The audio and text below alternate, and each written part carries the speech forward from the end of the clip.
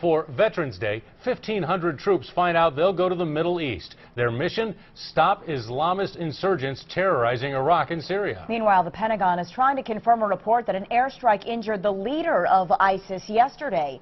Just in the last week, the group killed hundreds of men, women, and children just because they have different religious beliefs. And the conflict hits home tonight with local families powerless to protect their loved ones. KATV News Watch 7's Dave Roberts is live. Nebraska is home to the largest Yazidi population in North America. The Yazidis are a Kurdish religious minority in Iraq being hunted and executed by ISIS. Those who sought refuge in the U.S. during the Iraq War want to do everything they can to help loved ones struggling to survive. Still photos move people to tears. Images snapped by loved ones in northern Iraq do little to capture the atrocities destroying many Nebraska families. Children living on the streets and our Yazidi men being killed and their heads being cut off.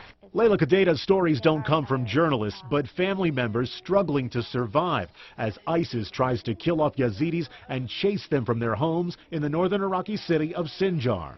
I've been having nightmares. I'm going to be honest. Last night, the whole night, I was trying to escape from ISIS. She recently learned ISIS murdered her uncle. Her brother, an Iraqi police officer, narrowly escaped to Turkey. Upon the initial attacks on Sinjar, he was separated from his family for about a month. Kadeta's brother took this photo during breakfast after finally reuniting with his wife and children. When ISIL attacked Sinjar, they immediately, in the first hours, they killed over 5,000 Yazidis. Hadi Pir left Sinjar in 2010. He just recently heard from his former next-door neighbor on the run and in hiding. He was crying and he told me we have only a few days to live because we are trapped in the mountains surrounded by ISIL and nobody's coming to help. Nebraskan Yazidis formed a group called Yazda to save what remains of their people and ancient culture. Most of them, they live under bridges, abandoned buildings, tents. While they're not capable of stopping the Yazidi genocide, they want to raise awareness and the funds to rescue as many of their friends and family as possible. Iraq has failed.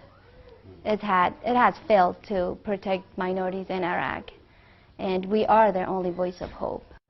Yazda recently traveled to Washington, D.C. and urged the State Department to help the Yazidi people. Next Monday, Yazda will host a forum in West Omaha where people can learn the Yazidi culture and ways to prevent its extinction. More information, of course, can be found on our website, KATV.com.